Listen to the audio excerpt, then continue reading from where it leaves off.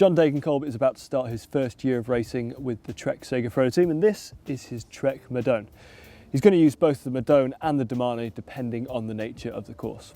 This version of the Trek Madone frame set was launched at the 2015 Tour de France. I think there are a few things that are really worth pointing out.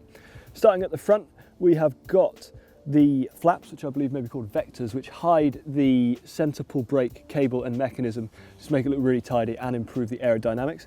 It's also a really highly integrated bike, so you can see the bars and stem, the spacers, all fit together, and you can hardly see a cable. Well, you can see two. We've got the rear brake cable and the rear mech, we've got the Di2 wire. Final point on this one is the ISO-speed decoupler. So the ISO-speed decoupler was initially on Trek's Domane, so they're more classics, cobbled orientated bike.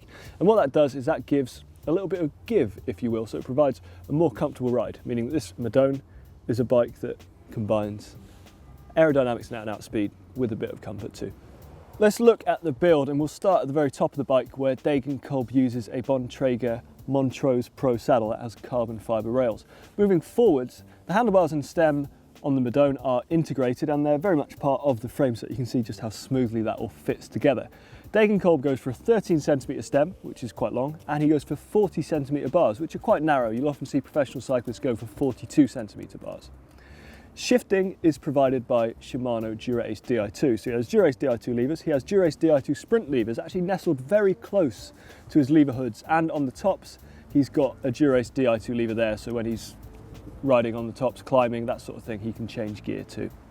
Linked, of course, to the Dura shifters are the Dura Di2 rear mech and Dura Di2 front mech. Degenkolb has a Dura chain set with an SRM power meter, where he's currently using 5442 chainring, so quite big. He's got Dura pedals too, and his cranks are 175mm long.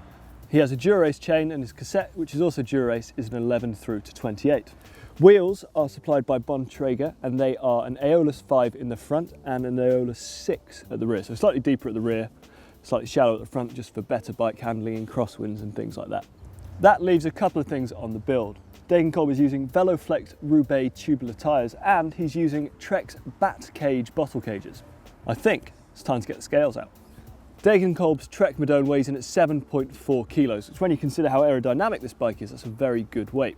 If you haven't already subscribed to GCN, please do, it's absolutely free and you get a cycling video or two every day. Click on our logo, which should be right here.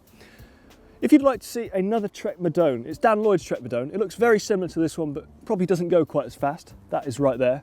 And if you'd like to see a Trek Madone versus one of Trek's first ever carbon fibre bikes, click down there to check that out. And give this video a thumbs up and hit share while you're at it.